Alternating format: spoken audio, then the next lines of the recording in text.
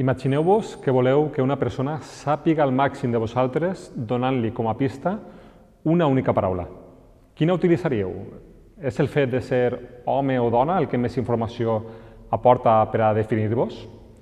O potser siga la qualitat d'escriptor, professora, agricultor, obrer, metgessa o periodista? De segur que moltes persones triaríeu la vostra ocupació abans que qualsevol altre tret característic.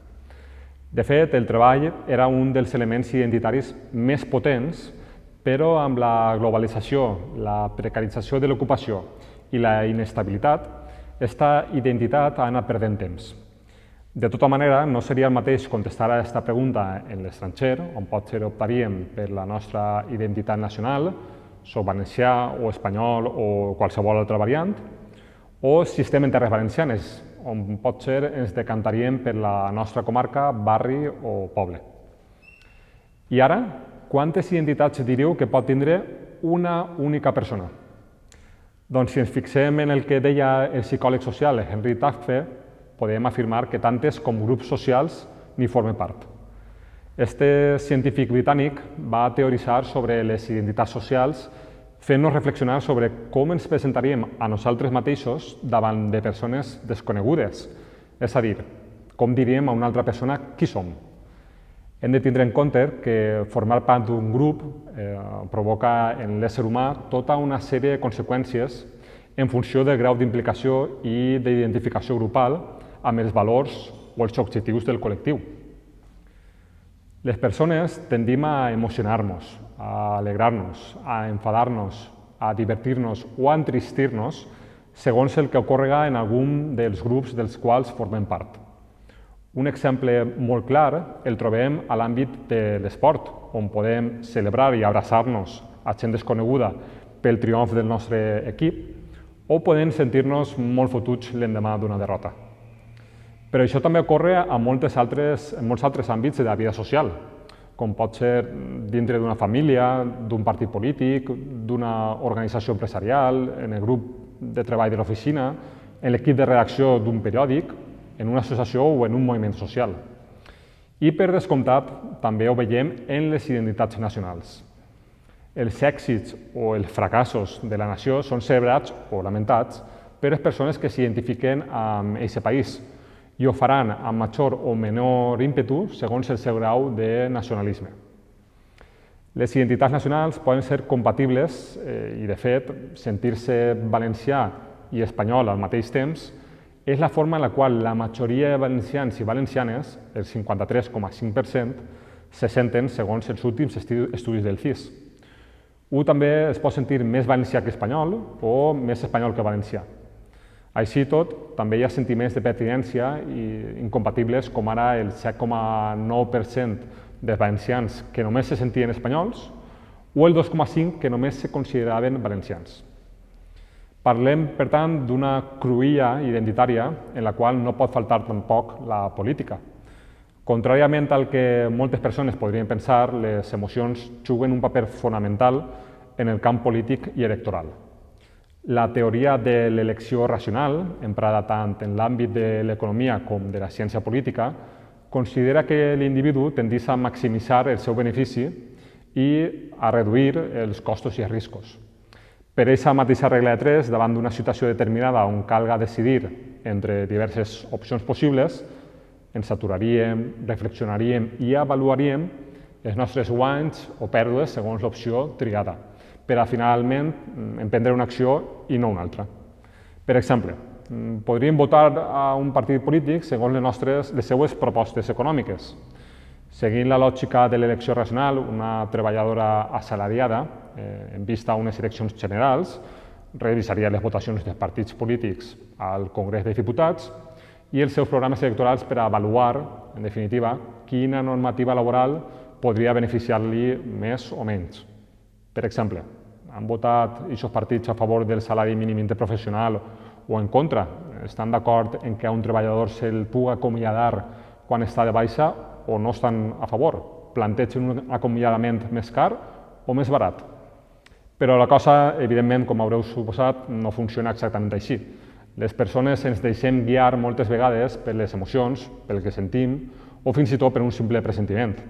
L'assalariada, a l'hora de votar, podria fer-ho primant la seva identitat nacional, per sobre inclús de la seva identitat com a treballadora, i acabar decantant el sentit del seu vot per por a una suposada invasió de persones no nacionals o per l'empipament que va sentir quan una regió va desafiar la unitat del seu país, per exemple. En termes electorals, la cruïlla identitària acaba resolent-se segons quina identitat siga activada en el moment clau de la presa de la decisió. A capdavall només es pot depositar una papereta en la urna. Doncs bé, en aquest punt és on entra l'extrema dreta i un dels seus trets més distintius, com és l'ultranacionalisme i l'explotació també d'una identitat fins als seus màxims, en aquest cas, la identitat espanyola. Hem de pensar en la identitat nacional com un camp de batalla, un espai en constant disputa per la seva definició i representació, ja que parlem d'un element que pot ser capaç de mobilitzar a les persones en molts aspectes, no només en el vot. Compte amb això, perquè també pot mobilitzar a l'hora de triar la llengua que s'utilitza en el dia a dia o fins i tot determinar els gustos, interessos, preferències esportives, musicals, cinematogràfiques i culturals de tota classe. La identitat nacional, al mateix temps, és un component fonamental per a la cohesió social i política d'un país. De tota manera, en les identitats podem dir que té igual o més pes l'alteritat. L'alteritat és els altres. Soc home perquè no soc dona. Soc valent perquè no soc covard. Soc classe treballadora perquè no soc elit econòmica. O soc espanyol perquè no soc francès, ni portuguès, ni alemany. O soc valencià perquè no soc ni català, ni andalús, ni castellà. En aquesta disputa per definir què és ser espanyol o què és ser valencià, podem trobar batalles històriques en l'època més recent on l'extrema dreta va tindre una forta presència. La primera la ubicaríem durant la primera democràcia espanyola, als anys 30 del segle passat. En la Segona República s'hi produïren una sèrie de moviments de les identitats perifèriques que havien estat latents durant segles, com és el cas de la identitat basca, la catalana, la identitat gallega, l'andalusa i també la valenciana. Els avanços en el reconeixement estatal, diguem, però també en l'autoreconeixement per part d'alguns d'aquests subjectes polítics, foren determinants, junt amb altres factors de classe, per suposat, perquè l'extrema dreta espanyola, amb el suport de l'Alemanya i la italiana, perpetraren el cop d'estat del 18 de juliol del 36 contra el govern de la Segona República. La següent batalla, però amb un pes entre contrincants repartit ja de forma totalment desigual, es lliuraria durant el franquisme, on les postures contràries a l'ultranacionalisme espanyol ja feren prou amb sobreviure en l'exili o en la clandestinitat en els millors dels casos. Eixa llavor que plantaren durant la República i que custodiaren durant 40 anys de dictadura serviria per a donar una tercera batalla en termes identitaris durant la transició espanyola.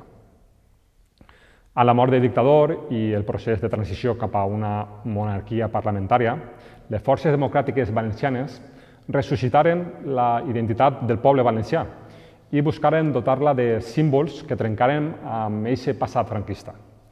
Ja sabem que l'Estatut va arribar al Congrés amb la plasmació d'unes reivindicacions valencianes i també valencianistes, com ara bé el terme País Valencià, i que va tornar, però, amb imposicions centralistes que encara avui generen divisions entre els valencians. Amb tot, l'extrema dreta dels anys 70 i principis dels 80, conscient que es lliurava una disputa que marcaria el futur de les properes dècades, va posar tota la carn a la brasa i no va dubtar fins i tot a l'hora de recórrer a la violència. L'historiador valencià Porcha Rivera descriu la transició com una història de violència, però també d'impunitat, amb un millar d'actes violents i 13 víctimes mortals a casa nostra.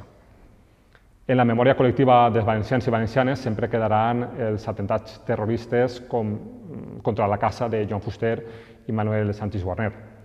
Tanmateix, el xoc es va produir entre dos tipus d'identitats oposades.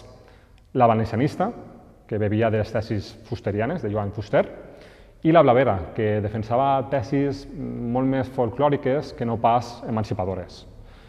Mentre que als primers, a fusterians, se li uniren sectors d'esquerres i antifranquistes, Els segons van rebre suport dels sectors més conservadors, retrògrads i ultres. El resultat de l'anomenada Batalla de València va truncar moltes expectatives transformadores, sobretot en els sectors més valencianistes. Amb tot, sabem que els processos històrics mai no són lineals, ni tampoc definitius. El sociòleg Daniel Bell destacava que en un món globalitzat com l'actual també es poden donar fenòmens de replegament comunitari i això es troba sobretot a l'hora de trobar ancoratges culturals de la vida quotidiana, del dia a dia en les nostres comarques i en els nostres pobles. Al final, com dèiem, en una mateixa persona poden conviure més d'una identitat. La clau està en activar alguna d'elles en els moments importants. Els demòcrates compten amb un avantatge, i és saber que l'extrema dreta sempre juga la mateixa, única i excloent carta identitària.